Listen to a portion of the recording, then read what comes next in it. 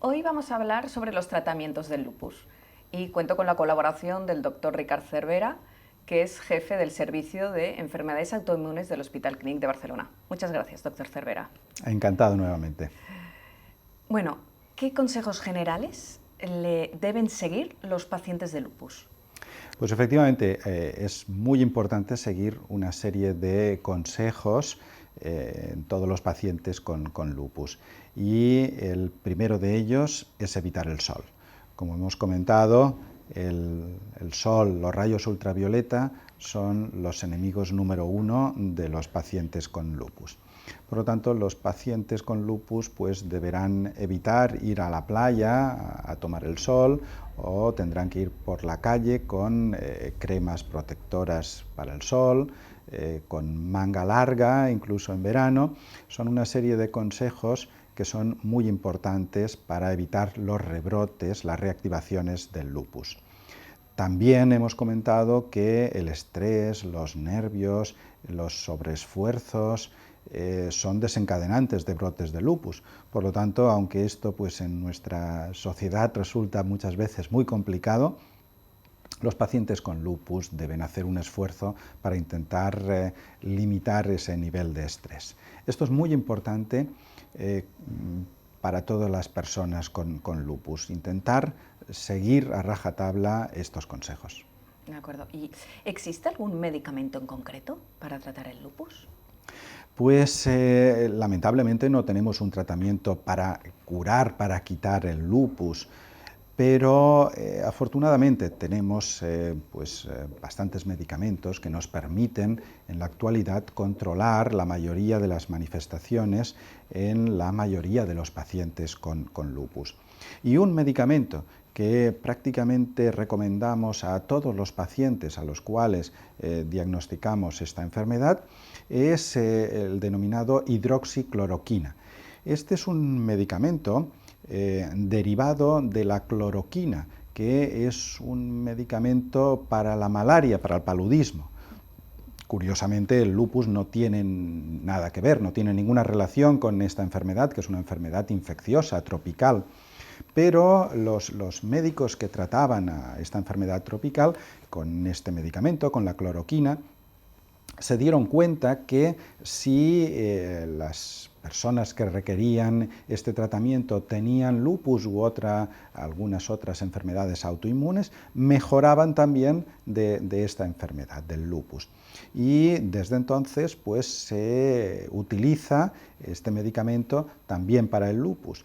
Incluso pues, se denomina antimalárico, y muchas personas con lupus dicen, bueno, ¿y por qué tomo yo este medicamento si no tengo la malaria? Pues esta es la historia de este medicamento. Y actualmente la inmensa mayoría de los pacientes con lupus toman este medicamento, que ayuda a estabilizar el sistema inmunitario, el sistema de las defensas. Y esto permite o favorece que se produzcan menos rebrotes de la enfermedad, que la enfermedad sea menos grave, que determinadas manifestaciones clínicas, sobre todo pues, el cansancio o los dolores o los enrojecimientos de la piel, mejoren. Por tanto, es un medicamento que generalmente, acompañando a otros medicamentos, deben tomar la mayoría de los pacientes con lupus. ¿Y cuáles son estos otros medicamentos que acompañan? Pues ahora tenemos, yo diría que un arsenal importante de medicamentos frente al lupus. Básicamente los más frecuentemente utilizados son los medicamentos para frenar la inflamación que se produce en el lupus, los denominados antiinflamatorios. Y de ellos, pues probablemente los más conocidos son los corticoides, la cortisona, la prednisona o sus derivados, como la prednisolona o el deflazacor. Estos son medicamentos que disminuyen la inflamación en aquellos órganos que han sido atacados por las defensas, disminuyen la inflamación de las articulaciones o del riñón o del sistema nervioso. Junto a estos medicamentos también utilizamos los médicos los denominados inmunodepresores, Son medicamentos que sobre todo se utilizan en el campo de los trasplantes de riñón o trasplantes de hígado, para mantener al sistema inmunitario frenado y que no se produzca un rechazo de los órganos que han sido trasplantados. Pues bien, muchos de estos medicamentos que se utilizan en el campo del trasplante los utilizamos también en el campo de las enfermedades autoinmunes y del lupus, para frenar ese sistema inmunitario exaltado. Tenemos medicamentos como el micofenolato, como la azatioprina, como la ciclofosfamida, el metotrexato. Algunos de estos medicamentos también se utilizan para tratar algunos tipos de tumores. Son denominados citostáticos, pero aquí, en esta enfermedad, en el lupus, que tampoco tiene nada que ver con el cáncer, los utilizamos a unas dosis mucho menores, a unas dosis que denominamos inmunodepresoras, no antitumorales. Y finalmente, en los últimos años, pues se están introduciendo unos nuevos medicamentos, que son los medicamentos biológicos, que es una forma más específica de tratar las enfermedades autoinmunes. De acuerdo. Háblenos un poco de la cortisona, porque tiene sus beneficios, pero también tiene sus efectos secundarios. Explíquenos un poquito.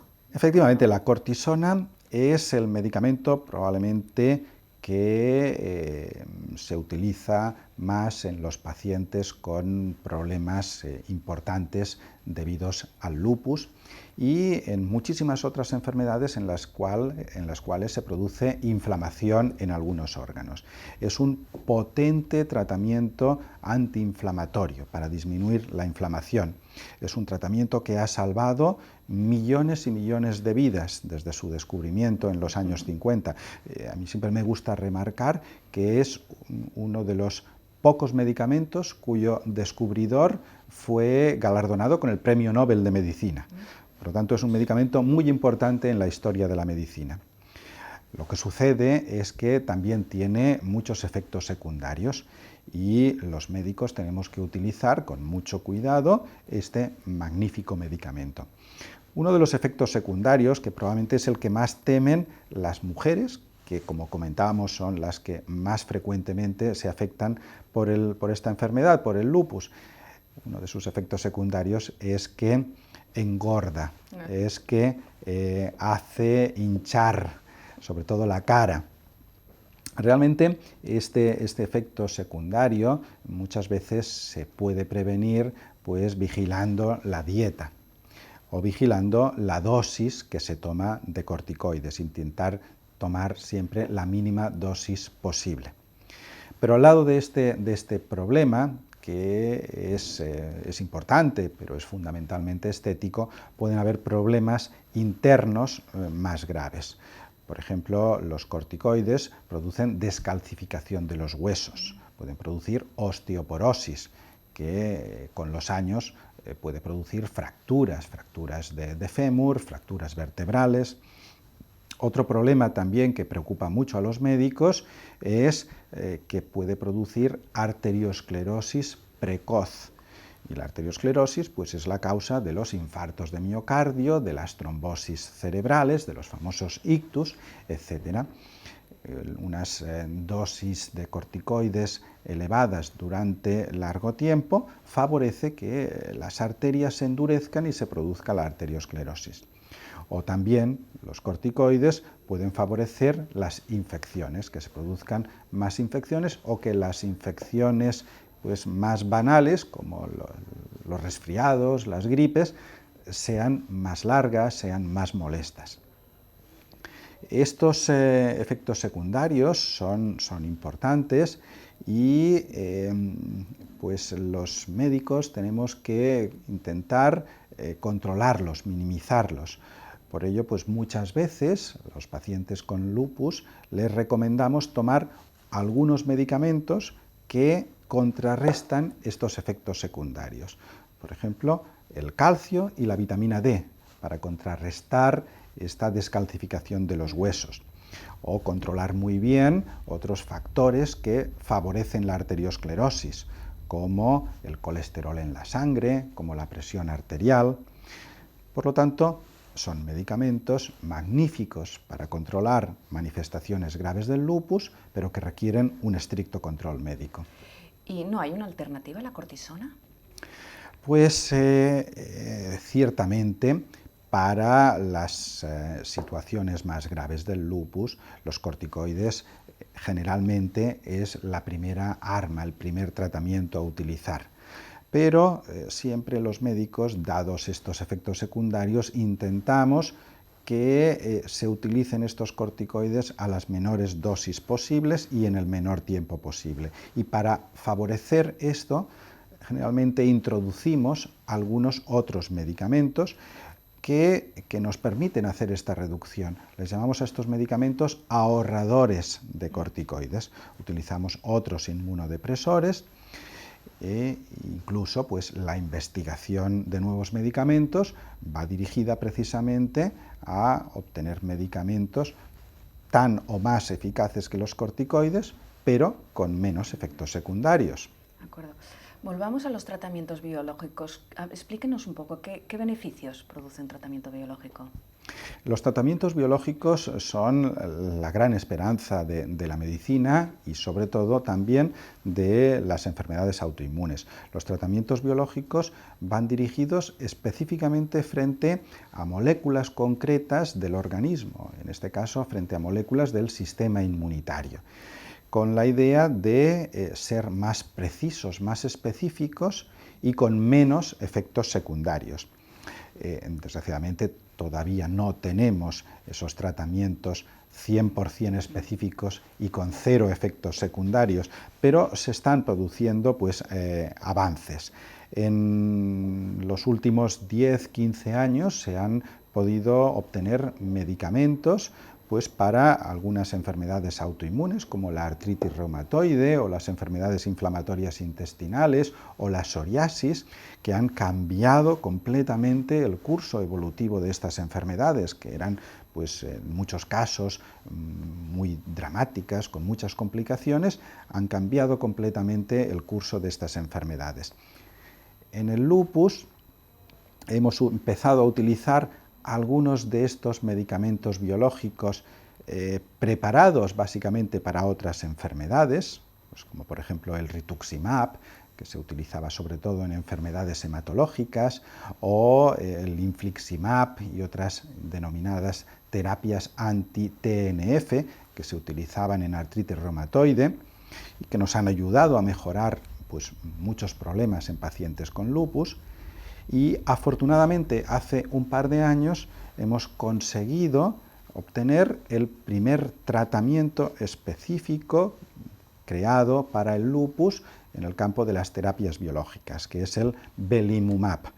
Es una terapia biológica frente a unas sustancias producidas por los linfocitos, que son unos de los glóbulos blancos que participan en las defensas del organismo y que nos está siendo útil para controlar casos de lupus muy rebeldes, muy resistentes a los tratamientos actuales y con menos efectos secundarios. Estamos muy esperanzados con este medicamento y con algunos similares que están actualmente en fase de investigación. ¿Y cuáles son los retos futuros en el tratamiento del lupus? ¿Cómo lo encara? Pues básicamente, por una parte, tenemos todavía que disminuir la mortalidad del lupus. Hablábamos en el otro programa que ya conseguimos tener una supervivencia a los 5 años superior al 95%, pero todavía hay casos muy graves que desgraciadamente no los hemos podido controlar con estos tratamientos que tenemos en la actualidad y los pacientes han fallecido. Pero el problema principal, el reto principal en el lupus es mejorar la calidad de vida de nuestros pacientes. La inmensa mayoría de los pacientes pueden ser controlados, pero con una enfermedad crónica que les produce rebrotes, que les produce malestar, que les puede producir afectaciones de órganos que puedan llegar a fracasar aquel órgano puede fracasar el riñón y requerir pues, una diálisis o trasplante renal. El gran reto probablemente para el futuro es mejorar realmente ese pronóstico de los pacientes con lupus. Afortunadamente tenemos buenas noticias. El lupus, aunque quizás a nivel de la calle es poco conocido, a nivel médico resulta muy atractivo y se produce muchísima investigación sobre el lupus, entre otras cosas porque sirve para investigar en el campo de las enfermedades autoinmunes en general.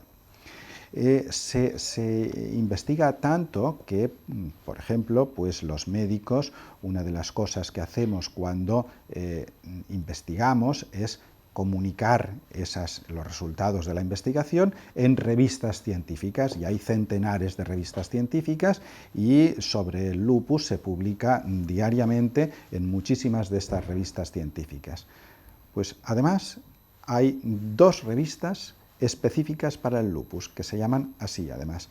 Una que ya se creó hace unos 25 años, que es la revista Lupus, y este año, justo este año, hemos creado un grupo de investigadores de Estados Unidos y de Europa, una nueva revista, la Lupus Science and Medicine. Otro aspecto que nos hace estar muy ilusionados en la investigación en el lupus de cara al futuro es que estamos creando redes de trabajo conjunto donde investigadores de todo el mundo y también laboratorios farmacéuticos trabajamos conjuntamente.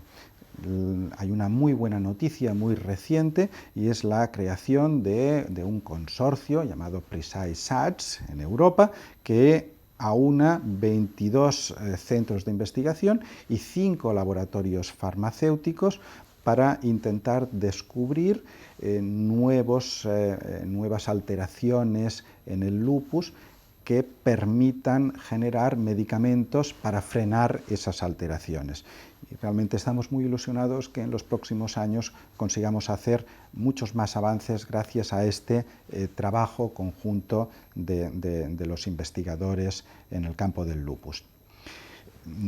También estamos muy ilusionados en la divulgación, en dar a conocer esta enfermedad entre la comunidad médica. Es una enfermedad que todavía es poco conocida en muchos ambientes médicos por algunas especialidades médicas, y la divulgación, la educación es un factor muy importante. También recientemente hemos creado en Europa un consorcio llamado Lupus Academy que realiza cursos presenciales y cursos online, cursos virtuales, para divulgar el lupus, para dar a conocer el lupus, la forma de diagnosticarlo, los tratamientos más correctos entre los médicos de múltiples especialidades. Yo creo que estos son una serie de factores que nos hacen ser optimistas. Si a todo ello añadimos un nuevo paradigma de tratar el lupus que queremos implantar en esta enfermedad, que fue implantado en enfermedades muy prevalentes hace aproximadamente una década, como por ejemplo en la hipertensión arterial o en la diabetes, que es el paradigma del tratamiento por objetivos, que significa que los médicos tenemos que intentar cumplir en los pacientes una serie de objetivos terapéuticos, pues hacer que no tengan brotes, hacer que mejore la calidad de vida, hacer que la enfermedad esté sin daño en ningún órgano, y que esta metódica denominada tratamiento por objetivos, o en inglés treat to target, se está empezando a implementar actualmente en el lupus. Esperamos realmente que asistamos en la próxima década a una mejoría significativa del pronóstico de nuestros pacientes. Bueno, pues son muy buenas noticias, todo ello junto, para los pacientes de lupus, para la mejora. Muchísimas gracias, doctor Cervera, por estar con nosotros. Espero verle de nuevo. Muchísimas gracias. Espero que os haya gustado esta entrevista y nos volvemos a ver. Hasta luego. Gracias.